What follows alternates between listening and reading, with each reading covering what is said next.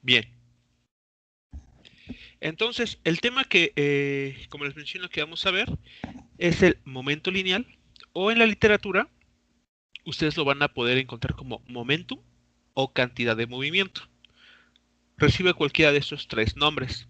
En nuestro caso, bueno,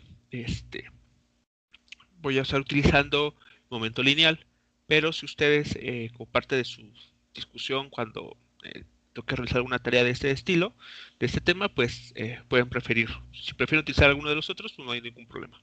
Todos vamos a entender que estamos haciendo referencia a la misma cantidad. Bueno, ¿qué es el momento lineal? ¿Cómo se define? Bueno, la definición es bastante simple.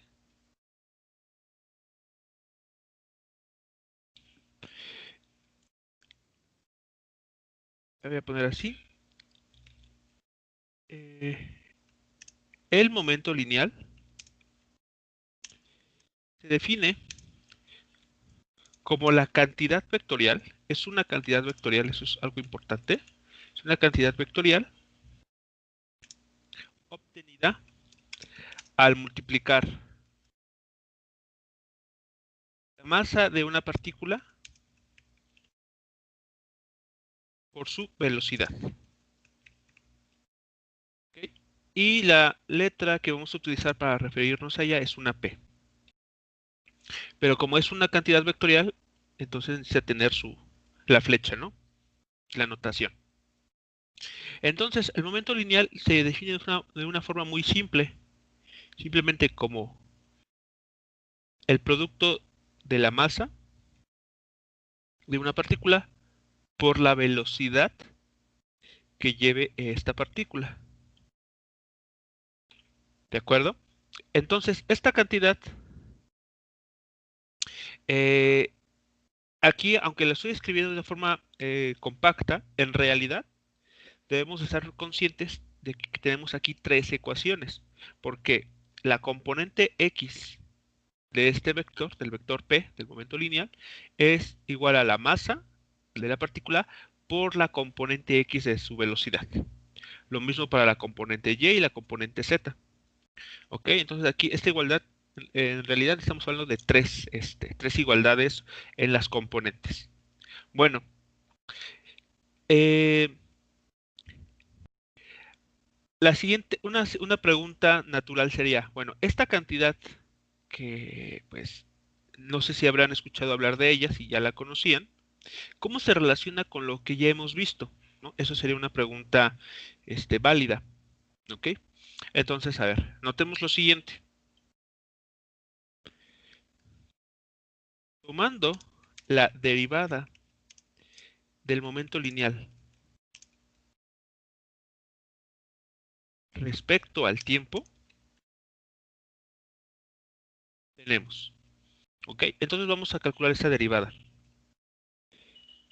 Entonces la derivada del momento lineal respecto al tiempo, ¿qué nos va a dar?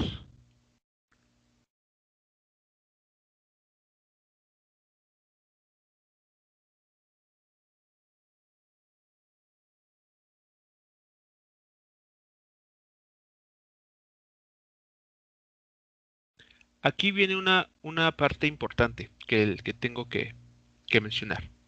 La, la, esta igualdad y lo que suceda a continuación, lo que escribamos a continuación, va a ser válido bajo el supuesto que m es constante, ¿ok? Que la masa de la partícula no cambia durante su movimiento. Por el momento así lo vamos a dejar, ¿ok? En ese entendido. Después iremos haciendo más aclaraciones al respecto.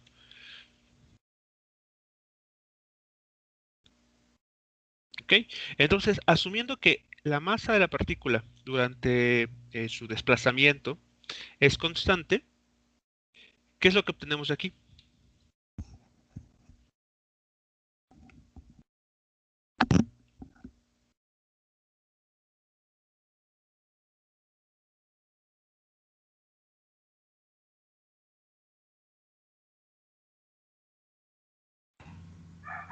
Solo la derivada de velocidad.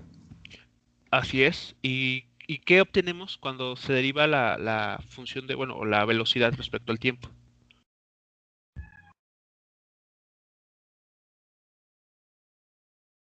Aceleración. La aceleración. Muy bien.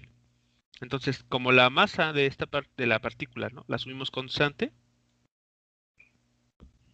sale de la operación de derivación, queda esta expresión y esto a su vez, pues reconocemos, ¿no? Que tenemos una masa por una aceleración. ¿Y esto a qué lo podemos igualar? Este resultado. A una fuerza. A una fuerza. Bueno, a una fuerza que, de hecho, si recordamos, a una fuerza resultante, ¿no? Porque sobre una partícula pueden estar actuando más de una fuerza. Y lo que uno busca, o lo que uno obtiene, mejor dicho, es la fuerza resultante, como la suma vectorial de todas ellas, y esa fuerza resultante, aplicada sobre un objeto, pues va a acelerarlo. Muy bien, entonces aquí tenemos, o sea, esto a su vez, recordemos que al decir que es una fuerza resultante, quiere decir que es igual a la suma de múltiples fuerzas que pudieran estar actuando sobre un objeto. Entonces, ¿qué es lo que está pasando? Vean, esta cantidad de movimiento, esta P, que se define simplemente como la masa por la velocidad del objeto, al momento de observar su cambio respecto al tiempo, ¿qué nos está dando? Se está igualando a una fuerza. Bueno, la idea aquí correcta de entenderlo es la siguiente. Digamos, lo vamos a parafrasear de la siguiente forma. De acuerdo a la ecuación anterior, cuando sobre un objeto se aplica alguna fuerza resultante, ¿ok?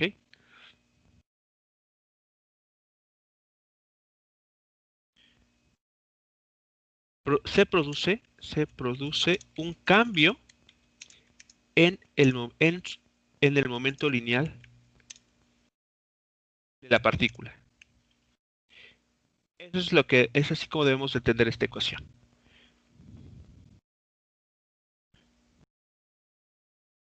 Digamos que leer la ecuación es ahí donde a veces radica el tema conceptual, ¿ok? Porque a veces en un problema que se nos presente, el poder resolverlo va a depender no solamente de la parte, ¿cómo decirlo?, algebraica, ¿no? Del razonamiento matemático, sino de entender conceptualmente el problema.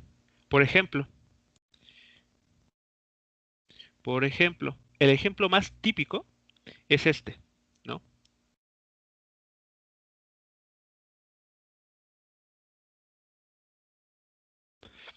Digamos, cuando nos hablan de la segunda ley de Newton, nos dicen F, fuerza es igual a masa por aceleración. Y conceptualmente hay un error ahí o hay una imprecisión, porque nos hacen, así con esa definición, si nos la presentan así, llegamos a pensar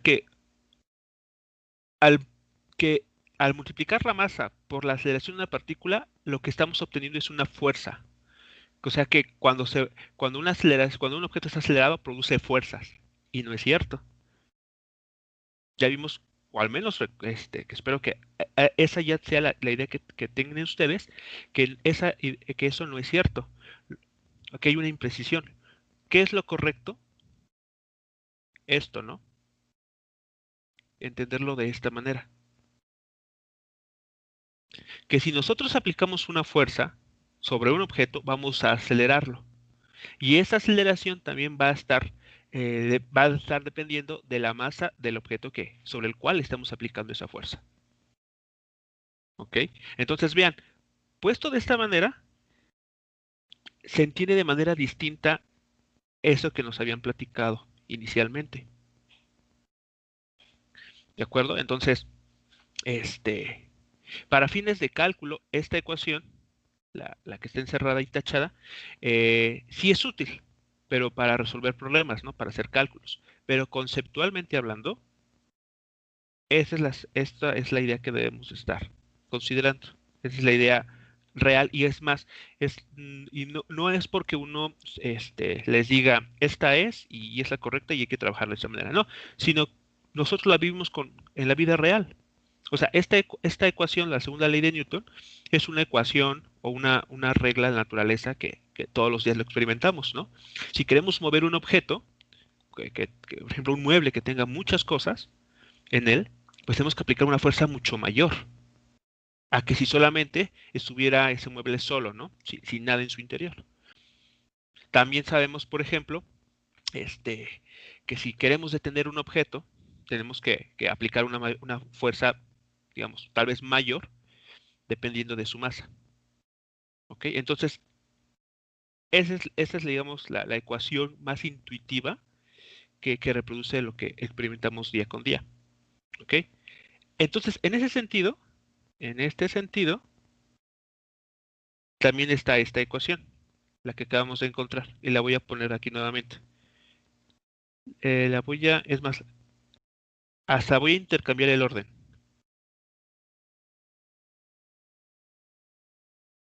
Porque la manera correcta de entenderlo es de la siguiente forma. Así y así. Entonces, ahora sí, ¿qué es lo que nos está diciendo? Que las fuerzas aplicadas sobre un objeto van a producir cambios en su momento lineal. Es decir, que cuando se aplican fuerzas sobre un objeto, podemos tener como efecto que se cambie con masa constante la velocidad de ese objeto en el tiempo.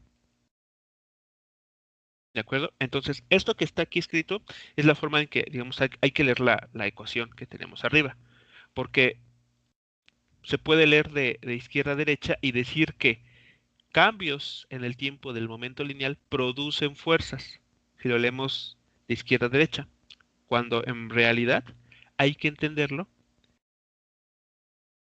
de derecha a izquierda. Fuerzas aplicadas sobre un objeto van a producir cambios en su momento lineal. ¿Ok? Entonces, aquí está la relación que guarda esta nueva cantidad, que repito, se define de una forma muy simple, pero como vamos a ver más adelante, esta cantidad va a ser muy importante porque nos va a permitir entender lo que sucede, por ejemplo, cuando los objetos chocan, eh, que es justamente de lo que va a tratar digamos, vamos a estar tratando a partir de este momento. Vamos a llegar al punto de hablar de las famosas colisiones o choques. ¿Ok? Otro ejemplo donde la parte conceptual sirve mucho es justamente para la tarea anterior, la tarea 7. Por ejemplo, los ejercicios 1 y 2 de esa tarea eh, les pedían calcular velocidades o trabajo, ¿no? Respectivamente. Entonces, si uno eh, se, bueno, se quedaba con la idea de que el trabajo se puede escribir de esta manera, lo cual es correcto, este, dependiendo de la situación que se esté abordando, como fue en el caso de esas tareas, aquí hay una, digamos, una dificultad para poder seguir avanzando en el análisis. Entonces, uno debe de recordar, por ejemplo, que a su vez el trabajo mecánico produce cambios en la energía cinética. Entonces, de esta manera, uno ya, ¿cómo decirlo? Vincula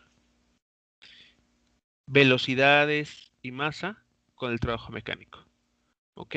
Entonces, digamos que esta ecuación, la de arriba, es la definición del trabajo mecánico. Y dependiendo de la situación, se puede emplear. Pero también hay que recordar cuáles son los efectos que tiene el trabajo mecánico, los cuales son modificar la energía cinética, incrementarla o decrecerla. ¿Ok? Entonces, esa es una ruta alternativa para encontrar el valor de un trabajo mecánico observando sus efectos, observando cómo cambia la energía cinética. ¿Ok? Entonces, bueno, lo comento para que tengan presente que la resolución de ejercicios, pues, uno tiene que, digamos, no quedarse con una sola definición, sino poder estar ahí manejando cualquiera de las definiciones o de las ecuaciones. Bueno, resulta bueno, de la ecuación anterior, sí, de la ecuación anterior, voy a ponerle un nombre porque si no se puede confundir uno. Listo. De la ecuación 1 podemos escribir lo siguiente.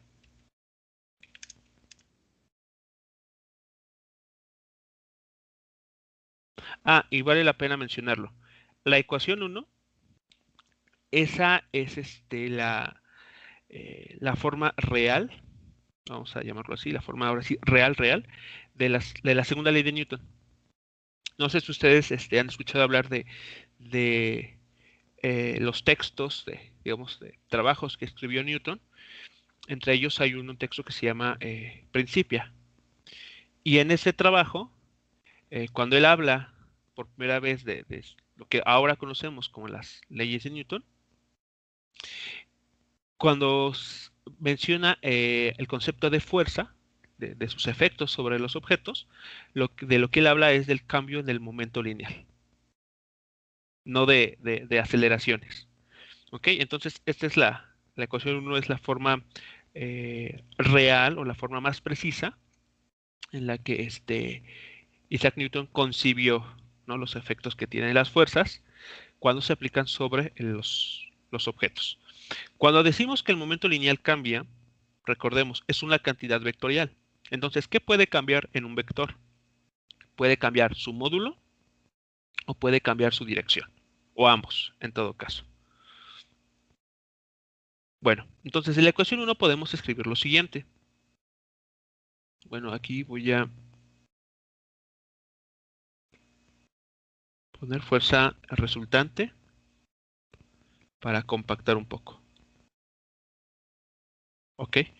Entonces, vean, eh, podemos decir lo siguiente.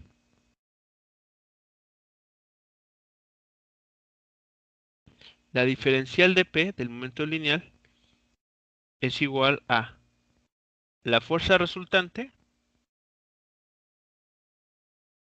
por el diferencial de tiempo.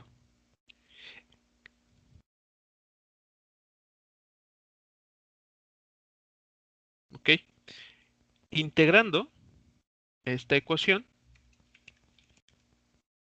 vean a lo que nos lleva.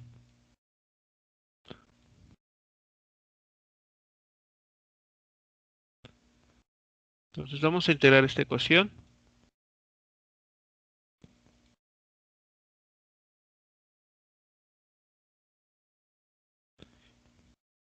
Entonces aquí tenemos ese resultado.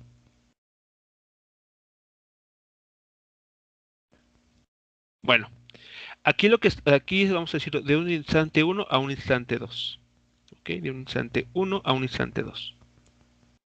Bueno, ¿qué estamos encontrando aquí? Bueno, del lado derecho de la ecuación estamos calculando el efecto que tiene la fuerza resultante, las fuerzas que se están aplicando sobre un objeto durante el intervalo de tiempo en el cual actúan estas fuerzas. Por ejemplo, piensen ustedes en el ejemplo clásico de una pelota que es pateada. ¿Ok? Entonces, de acuerdo a lo que hemos revisado con anterioridad, sabemos que para que esa pelota se mueva, debemos ejercer una fuerza sobre de ella. Y en este caso, esa fuerza la ejercemos a través del pie. Ahora, el pie aplica una fuerza sobre la pelota, pero esa fuerza actúa durante un intervalo de tiempo que a veces, por ejemplo, para este caso concreto, dura microsegundos, ¿no? O sea, el tiempo ni siquiera llega al segundo. Y aún así, el efecto que tiene esa interacción en un tiempo muy corto en un periodo de tiempo muy corto, pues tiene como efecto que el objeto se mueva, ¿no? Entonces, lo que estamos calculando aquí es justamente este, esta, digamos, ese valor, el de la fuerza que se aplica sobre un objeto por la duración que tiene la interacción. A esa cantidad la vamos a conocer como impulso y se denota con la letra J. ¿Ok? Entonces lo que tenemos aquí es el impulso. Entonces el impulso, como está aquí mostrado, es igual a la integral de la fuerza aplicada sobre un objeto por el intervalo de tiempo en el que dura esa acción, en el que dura esa interacción. Entonces lo vamos a poner de esta manera. El impulso, J, es una cantidad vectorial, evidentemente, es igual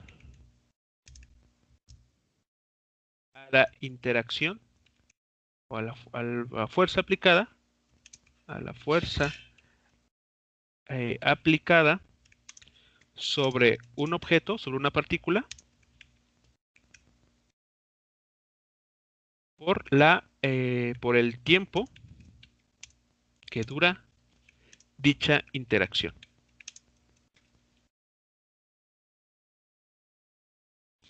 ¿De acuerdo? Entonces es así como vamos a concebir este concepto de impulso. Ahora,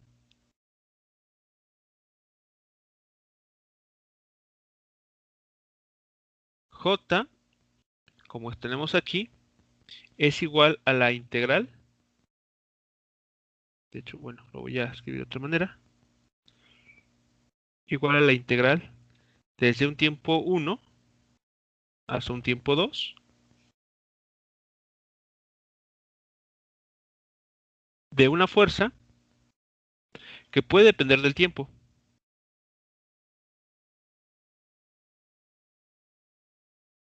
¿Ok?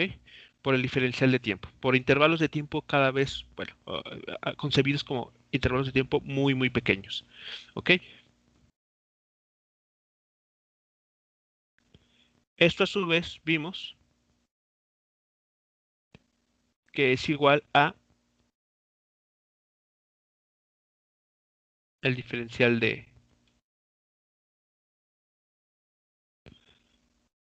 momento lineal. Si uno integra esta expresión, que es lo que encuentra uno, el momento lineal evaluado en dos instantes de tiempo distintos.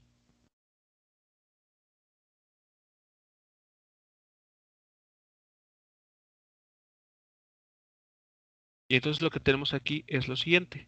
Vamos a llamar al momento lineal en el tiempo 2 como momento lineal 2 o momento final, menos ahora la evaluación del momento en el instante 1, que podemos llamarlo simplemente como el momento inicial o momento 1.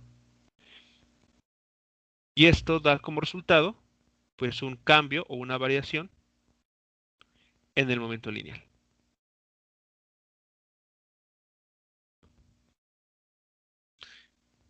Entonces, visto de esta manera, esta ecuación a quién les recuerda, como que ¿qué tiene forma?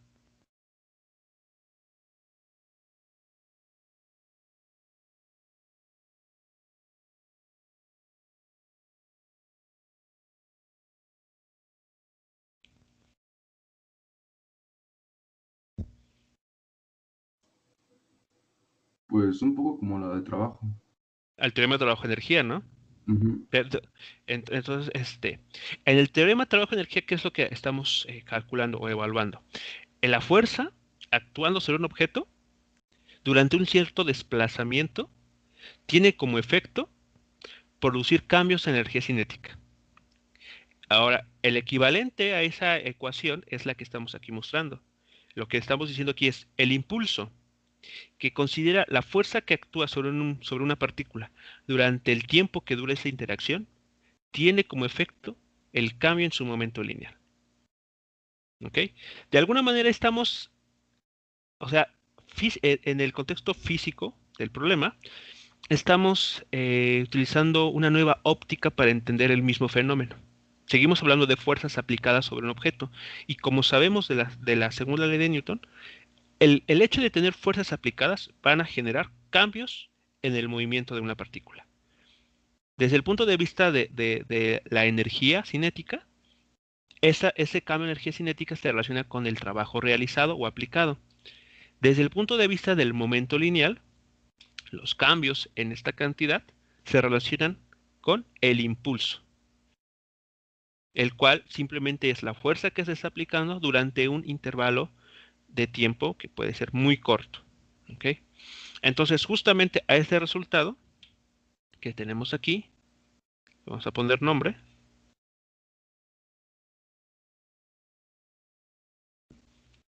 El resultado anterior se conoce como el teorema impulso, impulso, momento lineal.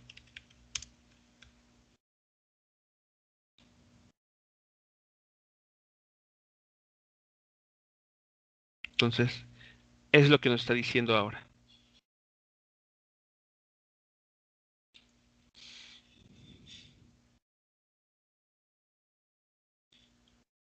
¿Ok? Hasta aquí no sé si existe alguna pregunta o comentario con esto que estamos viendo inicialmente.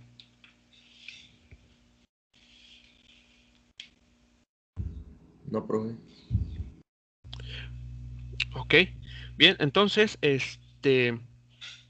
vamos a ver un ejemplo de cómo aplicar esto, ¿no? De cómo aplicar esta idea y qué significan estas cantidades en un problema eh, de, en el cual el momento lineal sea lo importante por analizar.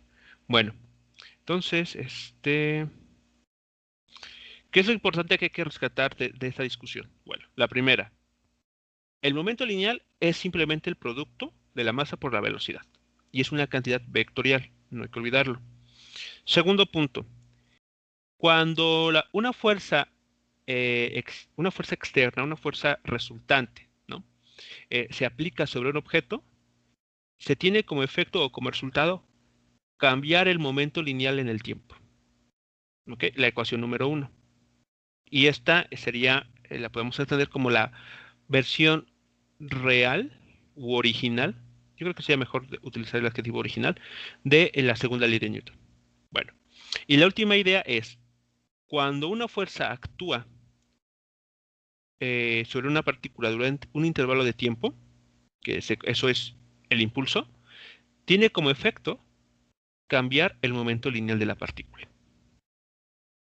Muy bien. Entonces, vamos a ver un ejemplo para aplicar esto. Ejemplo, considere una pelota de masa 0.5 kilogramos que inicialmente se mueve en dirección a una pared. Se mueve en dirección a una pared. Eh, en línea recta, haciendo un ángulo, digamos, de 30 grados, ¿ok? Respecto a la pared. A la pared. Ok, después de entrar en contacto, después de entrar en contacto con la pared, la pelota se mueve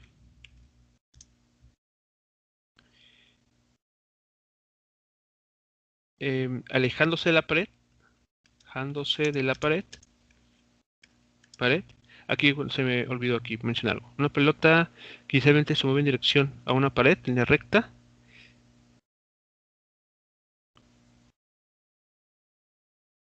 ¿Dónde queda? Ajá, aquí. Con una velocidad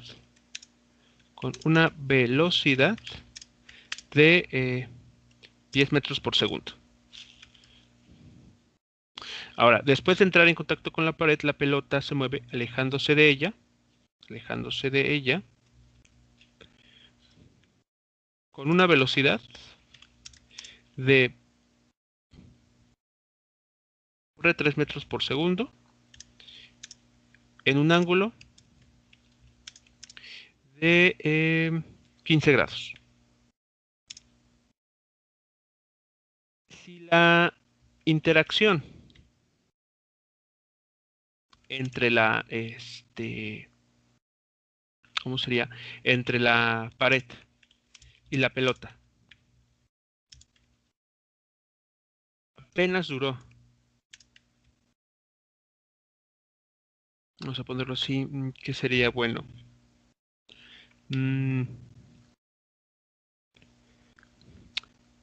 14, bueno, 15 milisegundos, ¿ok? ¿Cuál fue la fuerza que actuó sobre la pared, sobre la pelota, perdón?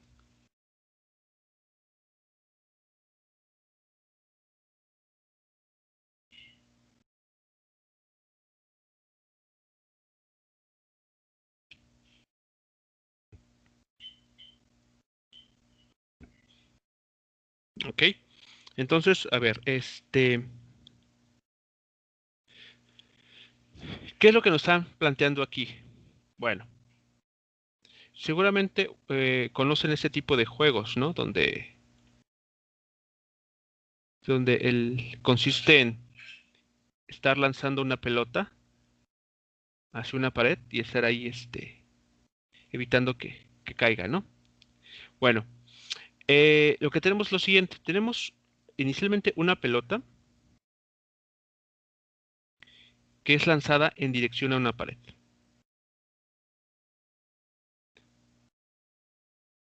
Aquí voy a auxiliarme de este eje.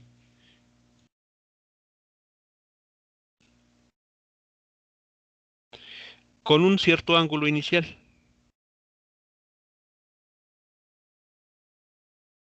Con respecto a la pared. Entonces aquí tenemos un θ inicial. Debido a la interacción que ocurre entre la pared y la pelota,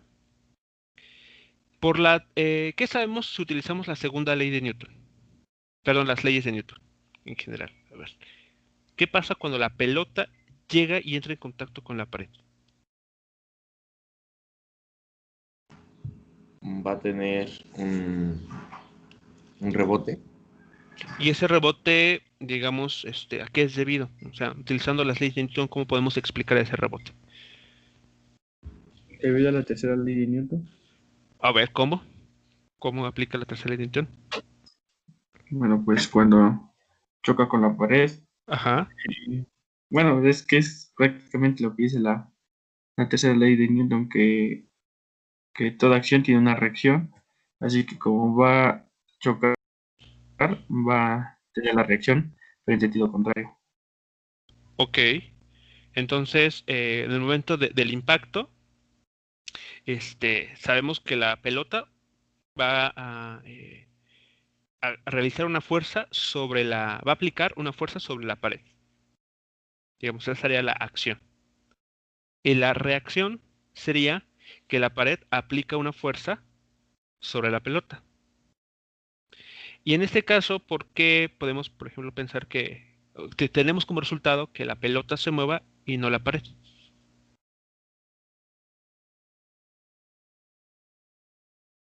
Dado que la fuerza es la misma, ¿no? Pero como lo habíamos visto, tiene menor masa la pelota, por eso es la que se mueve. Exactamente. Aquí entra la inercia o la masa. Entonces, como la pared pues, es una estructura que tiene mucho mayor masa que típicamente una pelota de esas de goma, entonces es la razón por la que la pelota experimenta una mayor aceleración. ¿Ok? Y aquí lo importante que es que el hecho de que detengamos esa fuerza siendo aplicada por la pared sobre la pelota va a tener como efecto justamente lo que nos comenta aquí el problema. Se va a experimentar un cambio en en la cantidad bueno, en la velocidad de la partícula. ¿Ok? De tener una velocidad inicial de 10 metros, termina con una de 3 metros por segundo. Y además, no solamente cambia el módulo de su velocidad, sino también cambia su dirección. Entonces, a la salida, digamos, de esa interacción, tenemos un ángulo distinto. Entonces, lo que nos preguntan aquí es, sabiendo estos datos, determinar cuál fue la fuerza que actuó sobre la pelota y que hizo o que tuvo como efecto este cambio en en su velocidad. ¿Ok? Entonces, a ver, de acuerdo a lo que tenemos visto aquí, ¿cómo se les ocurriría comenzar a atacar este problema?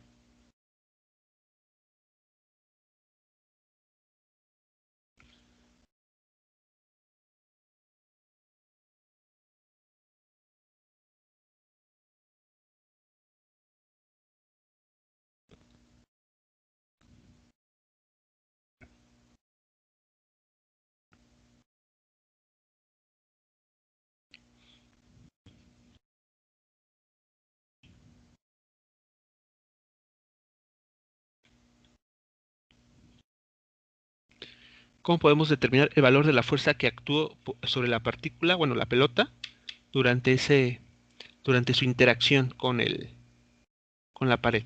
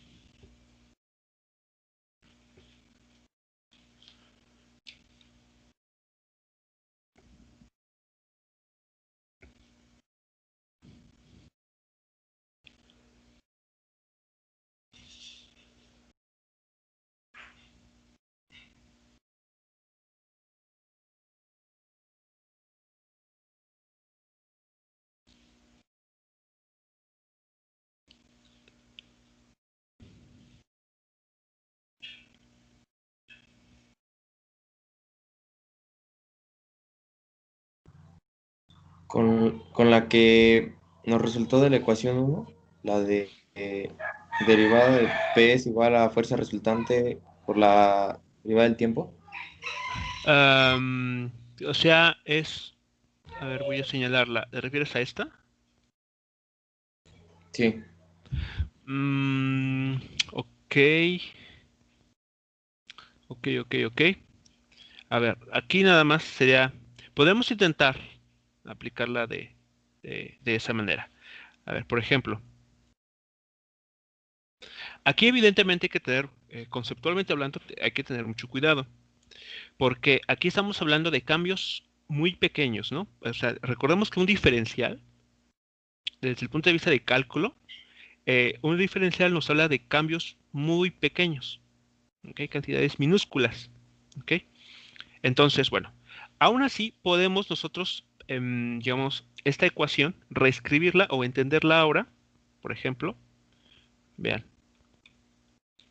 ok, vamos a poder, de hecho, déjenme ver, em, bueno, sí, es equivalente. Ok, a ver, ¿están de acuerdo que la ecuación que acaban de indicarme es lo que y que acabo de encerrar, pues de cierta manera es equivalente a esta, ¿no? Al integrarla, claro. ¿Ok? Bueno, entonces, nótese lo siguiente. Vamos a hacer una suposición en esta ecuación.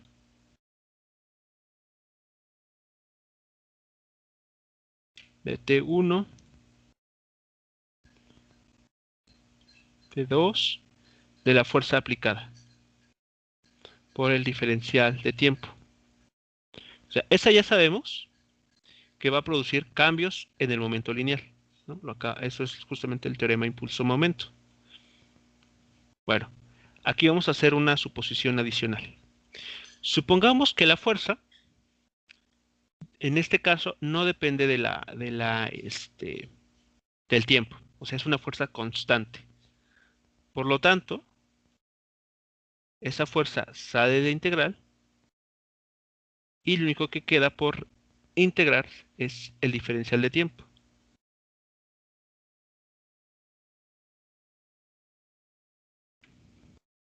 Si hacemos la evaluación de aquí, bueno, es vector aquí. Si hacemos la integral ahí indicada, a ver, espero que no cause sorpresa o confusión de que esta integral simplemente es igual al cambio en el tiempo, el intervalo de tiempo, T2 menos T1.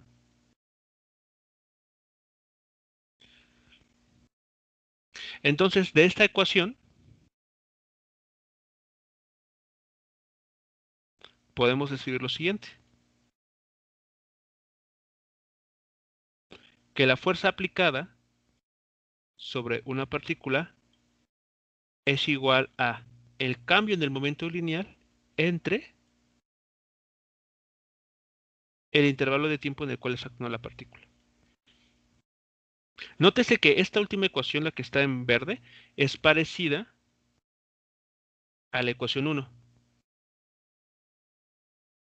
¿Cuál es la diferencia? Bueno, que la ecuación 1 está tomando en cuenta cambios pequeños en el tiempo. Mientras que esta ecuación, la última que está aquí, que vamos a nombrar la ecuación número 2, está tomando incrementos más grandes. ¿Recuerdan la diferencia entre la velocidad promedio y la velocidad instantánea?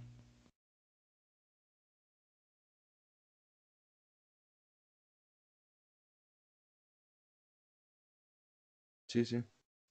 Es la misma idea. Para la velocidad promedio, tomábamos dos posiciones que pueden estar muy alejadas y el intervalo de tiempo entre esas dos posiciones. Y eso nos da la velocidad promedio, que era una recta, ¿no? Al final del día era la pendiente de una recta. Pero si nos fijamos en intervalos de tiempo muy, muy pequeños, llegamos entonces a construir una recta tangente. Pues lo mismo está sucediendo aquí. Es decir, que esta fuerza de la ecuación 2 en realidad es una fuerza promedio.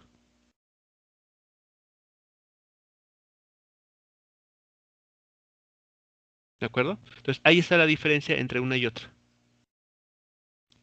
La ecuación número 1 nos habla de la fuerza que está actuando en un intervalo de tiempo muy, muy pequeño. O sea, infinitesimalmente pequeño. Tenemos una fuerza instantánea, ¿no? La iteración instantánea.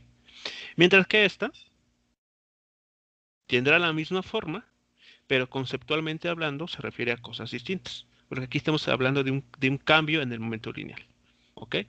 Entonces, esta última ecuación, la ecuación 2, es la que podemos emplear aquí.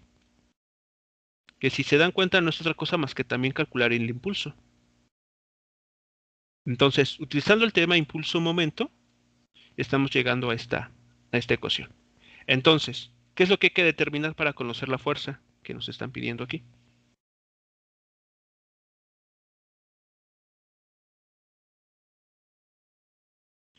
¿Qué hay que calcular para obtener el valor de la fuerza que actúa sobre la pelota? El momento lineal de ambos, o sea, antes de que choque con la pared y después de que choque. Así es, exactamente, el cambio en el momento lineal, antes y después del choque, dividirlo por el tiempo que dura la fuerza, la acción de esa fuerza, ¿no? ¿Ok? Entonces, bueno, para obtener el cambio en el momento lineal de una forma tal vez más más adecuada, vamos a pensar el problema desde arriba. Es decir, vamos a... O sea, esta figura, esta es lateral, es la figura, la situación lateral. Vamos a verla desde arriba para poder orientarlo de una mejor manera. Ok, entonces piensen que este es el eje X y aquí está la pared. O sea, aquí está la superficie de la pared. Vamos a colocar el eje vertical, el eje Y, de esta manera.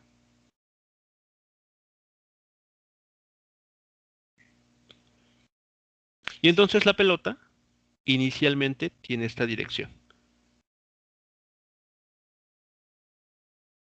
Ok, aquí está. Entonces aquí viene la pelota con una cierta velocidad inicial, ¿no? Aquí vamos a llamarla una velocidad v. Y que hace un ángulo de 30 grados con la pared. Aquí ocurre algo, se le aplica una fuerza, aquí como una especie de explosión, simplemente para ilustrar esa parte, y sale, ¿no? Con un ángulo más pequeño y una velocidad disminuida. Entonces, algo así. Ok, entonces aquí está el ángulo. Bueno. Aquí está el ángulo θ sub 2. Y sale con una velocidad distinta. Entonces la voy a llamar U, a esa velocidad. Entonces lo que hay que determinar es el momento al inicio, es decir, antes de su contacto con la pared, y después el momento lineal tras chocar con la pared. Restamos esos momentos, los dividimos por el intervalo de tiempo que nos marcan, que es de 15 milisegundos, y entonces estaremos encontrando la fuerza promedio que estuvo actuando, o que actuó, mejor dicho, sobre la pelota y que hizo que se modificara su velocidad y su dirección. Bien, entonces, de acuerdo a la ecuación 2,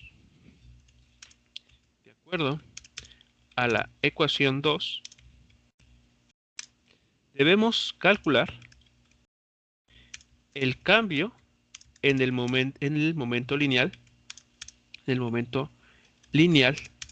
de la pelota. Entonces,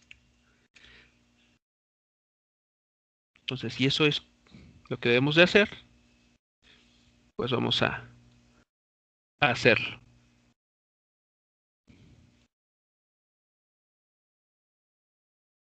Entonces, momento lineal de la pelota, momento lineal inicial de la pelota.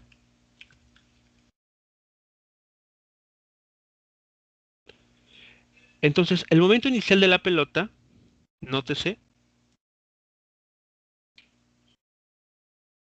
inicial es igual a la masa de la pelota por su velocidad inicial, que estamos llamando v. ¿Ok? Ahora, esta velocidad es una cantidad vectorial. Por lo tanto, debe tener dos componentes, o tres incluso, pero en este caso son dos nada más. Bxi más Byi, edición J.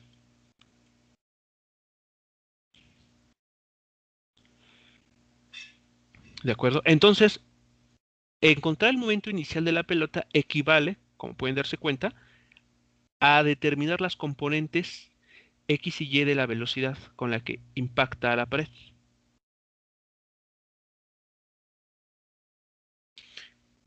¿Ok? Y en este caso, ¿cuánto valdrían esas componentes?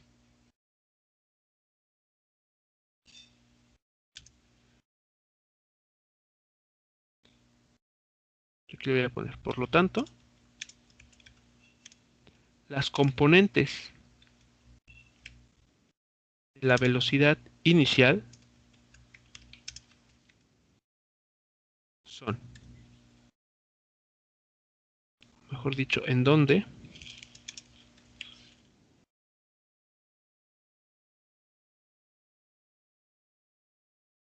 así.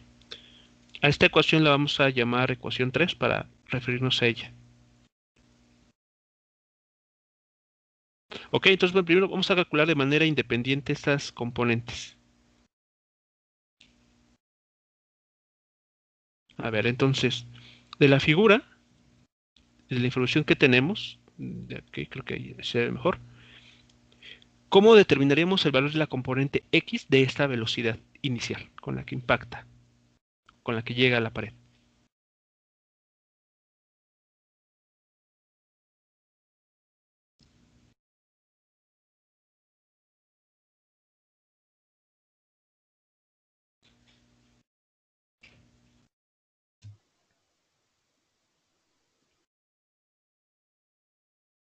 Con la magnitud del vector v por el Ok, coseno del ángulo. por el coseno del ángulo. Ok, muy bien. Entonces, aquí nos vamos a escribirlo. Entonces sabemos que para la componente es nada más el módulo de la velocidad por el coseno del ángulo, que se forma con el eje X positivo. Muy bien.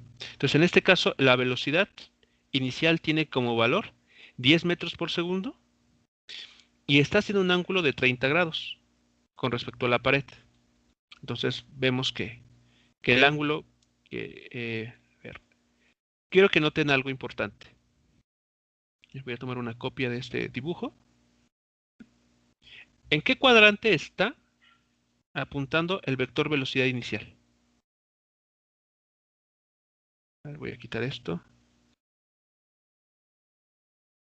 y esto.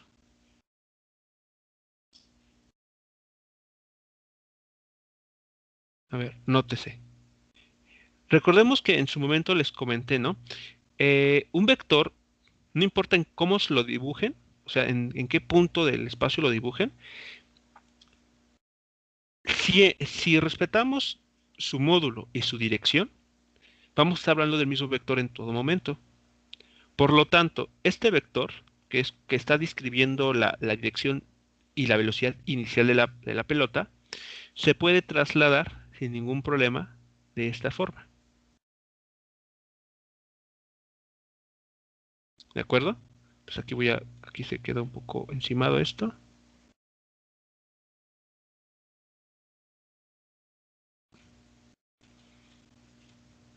A ver,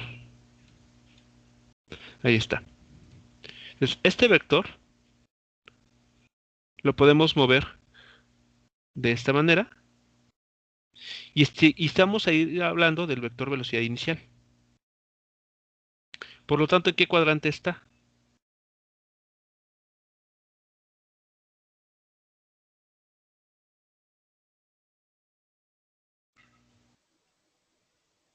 En el primero. En el, Exactamente, en el primer cuadrante. ¿Ok? Entonces, y por trigonometría, sabemos que este ángulo θ1 que se está formando, de acuerdo aquí a lo mostrado, es el mismo que se está formando de este otro lado, ¿no? Es el mismo θ1, ¿no? Ángulos opuestos por el vértice. Entonces, tiene sentido poder aquí decir que la componente X de la velocidad inicial es igual a el módulo por el coseno del ángulo θ1. Y de manera equivalente, la componente Y va a ser igual a el módulo de velocidad por el seno de θ1. ¿Y ambas componentes qué signo deben de tener?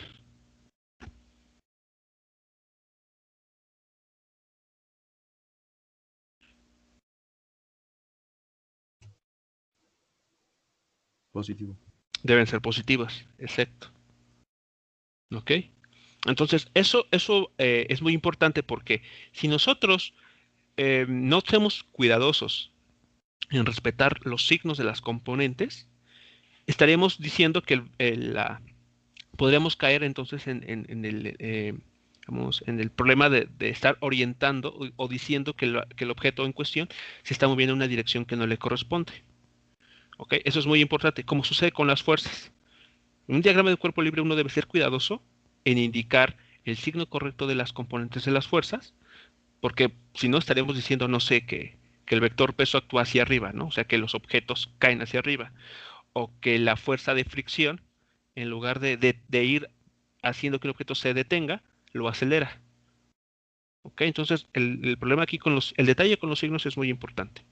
¿Ok? Entonces, en la figura de nuestro problema, la figura real, el vector velocidad está dibujado de esta forma. Pero en el análisis nosotros podemos mover este vector de manera que coincida de manera que su punto inicial coincida con el origen de coordenadas. Por lo tanto, eso hace que el vector se ubique en el primer cuadrante. Y eso quiere decir que sus dos componentes tengan signo positivo. Muy bien, pues vamos a continuar. Entonces tenemos una velocidad de 10 metros por segundo multiplicado por el coseno de 30 grados. Entonces aquí lo que vamos a poder hacer para no escribir muchas, ¿cómo se llama? Muchos decimales, pues vamos a coseno de 30 grados, creo que es raíz de 3 entre 2. Entonces tenemos aquí 5 veces la raíz de 3 metros sobre segundo. Si hay un error aquí, por favor díganmelo. Me parece, pero creo recordar que coseno de 30 grados es raíz de 3 entre 2. Sí, sí, está bien. ¿Sí? Ok, vale. Entonces es 5 por raíz de 3 metros por segundo. Ok. Y de manera equivalente, ¿no? La componente y lo dejamos como 10 metros por segundo por el seno de 30 grados. Y seno de 30 grados es un medio. Por lo tanto, serían 5, ¿no? 5 metros por segundo. Ambas positivas.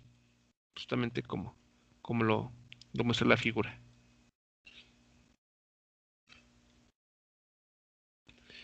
Entonces, de la ecuación 3,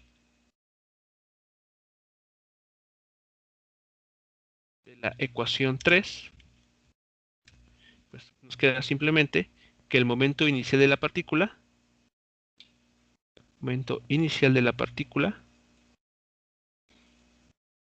vean, es masa por la velocidad. La masa era 10 kilogramos, no, era 0.5, perdón, 0.5 kilogramos. Entonces, si ustedes hacen las cuentas de multiplicar 0.5 kilogramos por estas cantidades, okay, esto es en la dirección Y, más la componente Y en la dirección J, ¿qué resultado nos va a arrojar?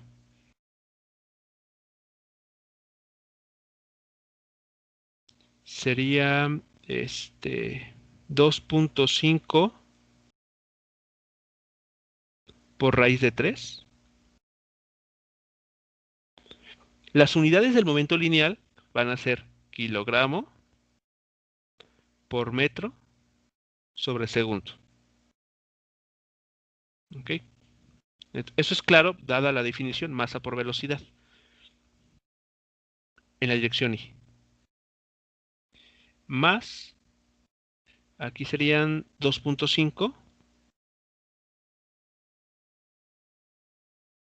kilogramos por metro sobre segundo en la dirección J.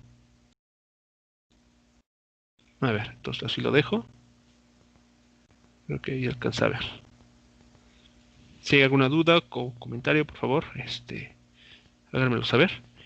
Este sería entonces el momento inicial de la partícula.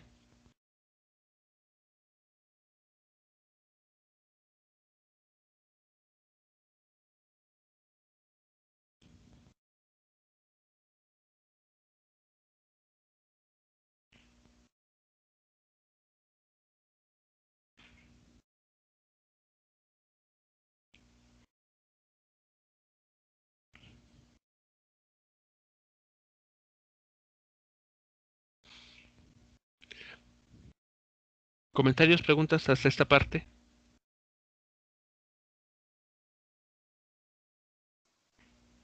Ninguna, profe. ¿No? Ok. Entonces, bueno, ya que tenemos el momento inicial, pues debemos determinar ahora el momento final, el momento lineal final.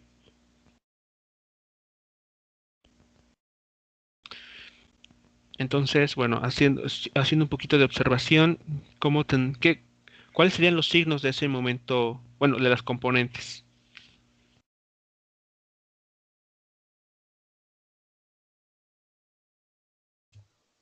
Positivo en I y negativo en J.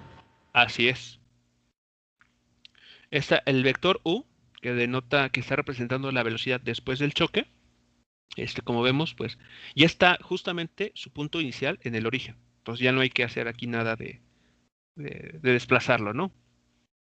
Y entonces, como tal, nos está indicando que sus componentes van a ser, como bien mencionan, positiva y negativa respectivamente en el eje X y Y. Entonces, bueno, hacemos un ejercicio similar a lo que tenemos aquí. Entonces, bueno, aquí voy a adelantarme un poco.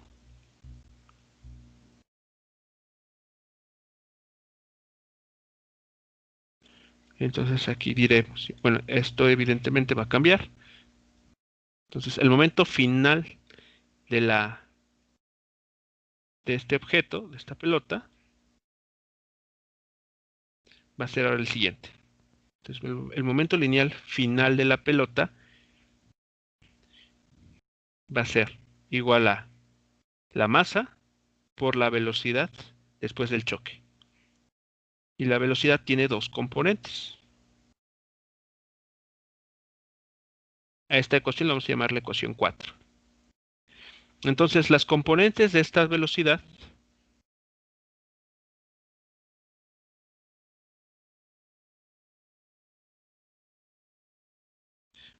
serán los siguientes, ¿no? La componente X va a ser igual al módulo de velocidad final por el ángulo θ2 que se forma, por el coseno de θ2. Y la componente Y tiene que ser negativa.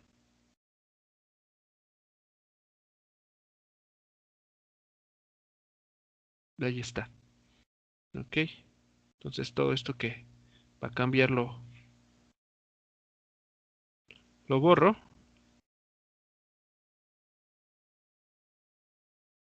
Y seguramente los resultados aquí van a ser distintos.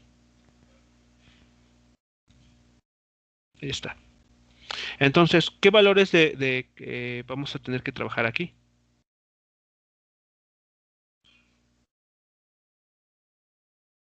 Según el problema, la velocidad con la que se aleja esta pelota de la pared es de 3 metros por segundo en un ángulo de 15 grados. ¿Ok? Entonces, en nuestra ecuación tenemos simplemente 3 metros por segundo en un ángulo de 15 grados. ¿Y eso cuánto da? Creo que eso ya no es ya no lo podemos aproximar. A expresar en términos de una raíz, tal vez. No recuerdo el coseno de 15 grados.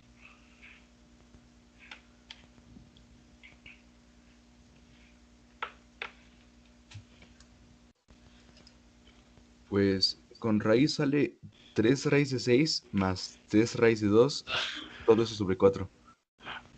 El coseno de 15 grados. Bueno, ya Ujú. multiplicado por 3. Ok.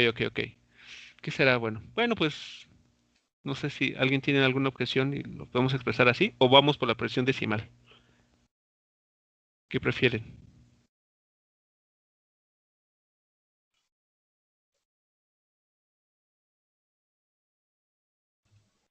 Pues como raíz, ¿no? Para que sea más preciso. Ok, entonces el resultado será, una vez más, por favor, 3 raíz de 6 sería 3 por por raíz, raíz por raíz de 6. más 3 por raíz de 2. Ok, entonces lo podemos poner así. Ok, sí. Ok, Todo eso sobre 4. Esto es sobre, entonces, 3/4 de la suma de las raíces ahí indicadas, ¿ok? Metros por segundo, ¿no? Ahí está, metros por segundo. Esa será entonces la componente y de la velocidad después del choque. Y ahora, la componente y, esta, aquí, bueno, lo voy a indicar una vez más. Por la dirección de la velocidad, tiene un signo negativo. Entonces aquí voy a, mostrarlo con un color distinto para tenerlo presente. ¿Ok? Negativo. Entonces, bueno, lo mismo va a suceder acá. Entonces tenemos 3 menos 3 metros por segundo por el seno de 15 grados. ¿Y esto cuánto resultará?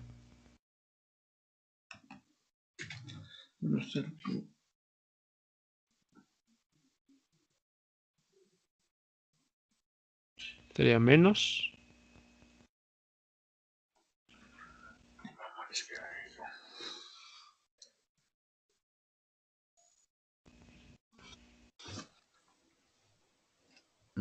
A ver, es menos 3 ¿Sí? que multiplica a raíz de 6 Ok. menos raíz de 2. Menos raíz de 2. Ok. Muy bien. Igual entre 4, todo eso. Ok, sobre 4. Sobre 4 metros sobre segundo. Muy bien. Ahí está entonces. Esas serían entonces las componentes de la velocidad después de la colisión, ¿no? Digamos en su forma más exacta posible. Entonces, de acuerdo a la ecuación 4, así, de acuerdo a la ecuación 4, el momento lineal de la pelota es. Entonces lo vamos a expresar. La masa ya sabemos que vale medio kilogramo, o sea, un 0.5. Entonces aquí me voy a adelantar un poco. Entonces, momento final de la pelota esta,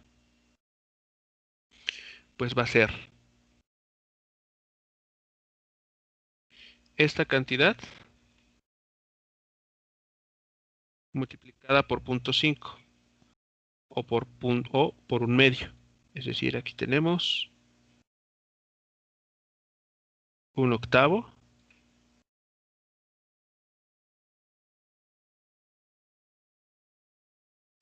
kilogramo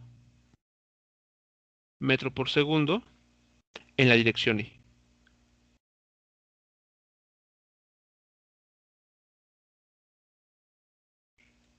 Menos, ¿ok?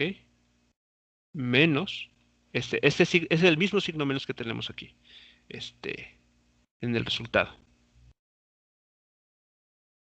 Menos esta cantidad. Como también hay que multiplicarla por la masa, eso nos habla de un octavo por acá abajo.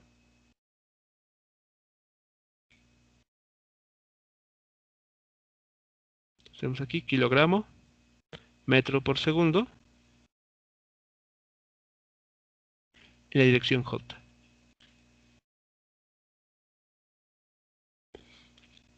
Ahí está entonces.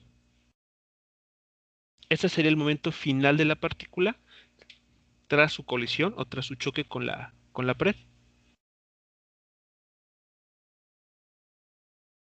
¿Comentarios, preguntas para esta parte?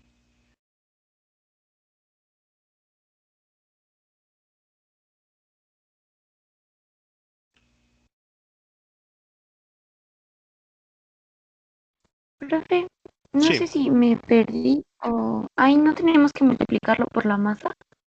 así es, sí, ya está multiplicada por la masa. La masa es de 0.5 kilogramos, de medio kilogramo, que eso lo Ah, puedes ok, ver como un ok. medio, ¿no? Sí, sí, sí, sí. Sí, y es la razón por la que ya en este resultado ya no está un cuarto, sino es un octavo, porque ya se multiplicó por el valor de la masa. Ah, es verdad, no lo vi, perdón. Gracias. Sí, de nada.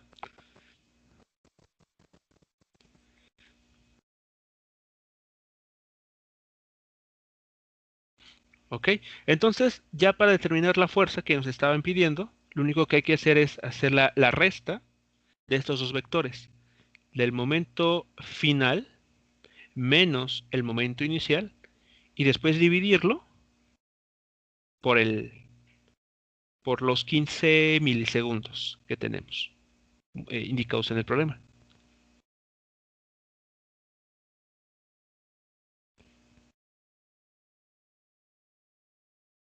Ok, entonces bueno, lo voy a indicar aquí, ese paso.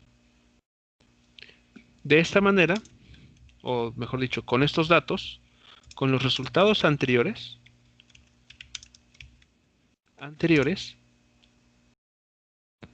la fuerza que se aplica a la pelota desde la pared es. Entonces, como hemos dicho, esa fuerza es igual a el cambio en el momento lineal de la partícula entre el intervalo de tiempo en que dura la acción de dicha fuerza. ¿Ok? Entonces aquí hay que dividir el momento final menos el momento inicial entre, digamos, T2 menos T1. Entonces aquí vamos a escribir una cuenta muy, muy larga.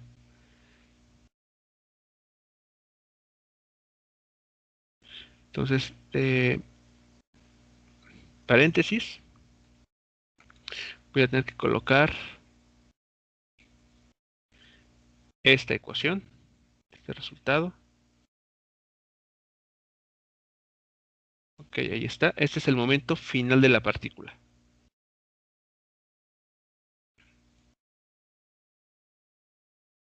Menos, haremos un paréntesis, y ahora colocamos el momento inicial de la partícula que era, anda por acá, este resultado.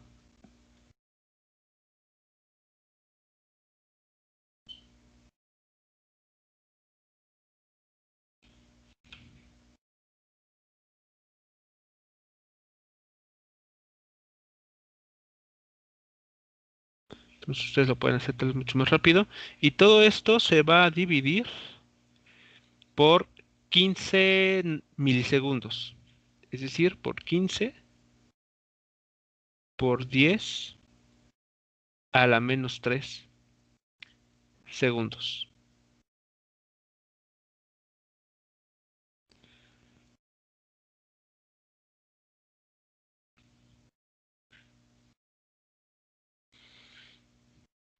Entonces, como ven, el resultado va a ser un vector que va a tener dos componentes.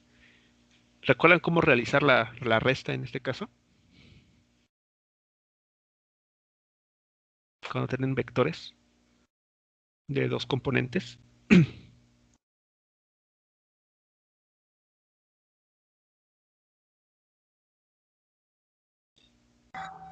Se restaba los que van en dirección Ajá, y después los que van en dirección J. correcto. Aquí muy importante, con lo que hay que tener cuidado.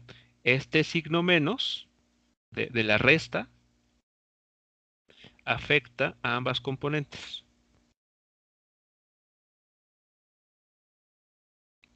¿Ok? Entonces, eso tengan, digamos, está de más decirlo, pero bueno, a veces se nos olvida. El chiste es aquí tener mucho cuidado con los paréntesis y los signos negativos. Ok, entonces, bueno, si pudieran dar, bueno, una vez que hagan el cálculo, por partes claramente, ¿no? Primero la componente X, después la componente Y. Y cada una de estas componentes, pues se dividen, ¿no? Por el valor de 15 por 10 a la menos 3 segundos.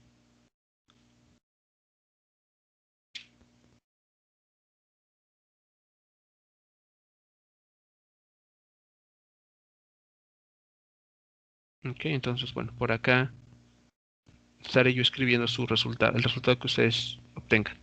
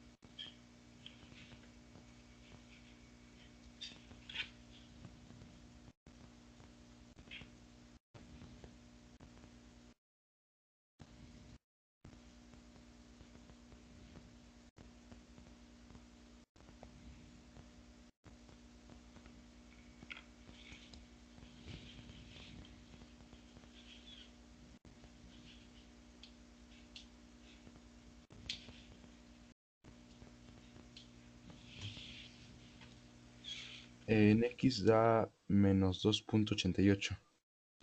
En X menos, ok, a ver, Da vean, menos 2.88. 2.88, Ujú, ok, Newton. Newton, exacto, En Newton. Elección I, muy bien. Y en J, espere. Ok, entonces si hay alguna duda con las unidades, bueno, pues tenemos dos formas de verificar la unidad. La primera es que evidentemente estamos igualando una fuerza, por lo tanto las unidades tienen que ser newtons. O si analizan las unidades, kilogramo, metro sobre segundo, entre segundo, notarán que se obtiene kilogramo por metro sobre segundo cuadrado, es decir, newtons.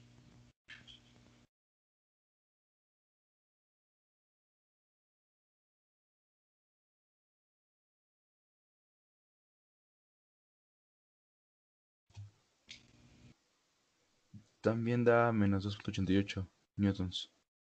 2.88 newtons. Dirección J. Es decir, que aproximadamente está aplicándose a un ángulo de 45 grados.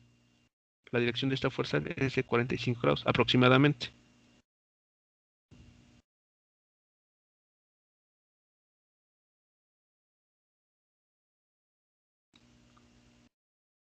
Muy bien.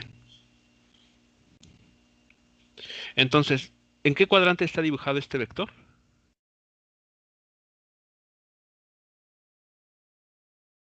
En el tercero. Tercer cuadrante, exacto. Por lo tanto, voy a irme a la figura inicial. Vean, en nuestro problema, aquí mostrado, la pared ejerce una fuerza de reacción sobre la pelota en esta dirección. Esto que está en rojo es la fuerza de reacción proveniente de la pared. Y esta fuerza es la que hace que, después del choque, la pelota siga esta trayectoria a un ángulo de 15 grados con una velocidad ahora de 3 metros por segundo. Entonces vean, con esta información ya podemos nosotros, digamos, tenemos más herramientas. Aquí voy a dibujar la fuerza, aquí. Entonces, si lo piensan con cuidado, ya tenemos una herramienta adicional para poder describir más, para entender más sobre los fenómenos o el movimiento de los objetos. O sea, ya podemos involucrar ahora el tiempo en que dura la acción de una fuerza para saber cómo cambia el movimiento de los objetos.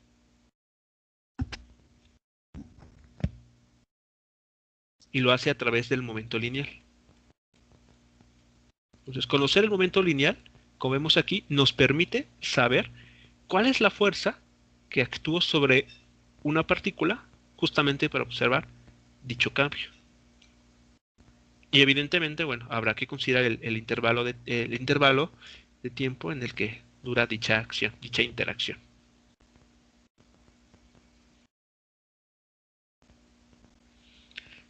Muy bien. ¿Comentarios, muchachos? ¿Preguntas de esta parte?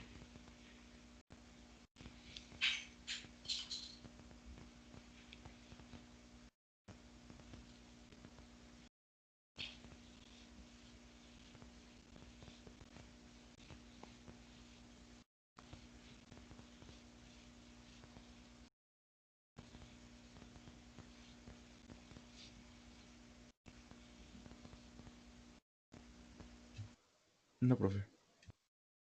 Ok, bueno. Entonces, vamos dar aquí, vamos a terminar la primera sesión en este punto.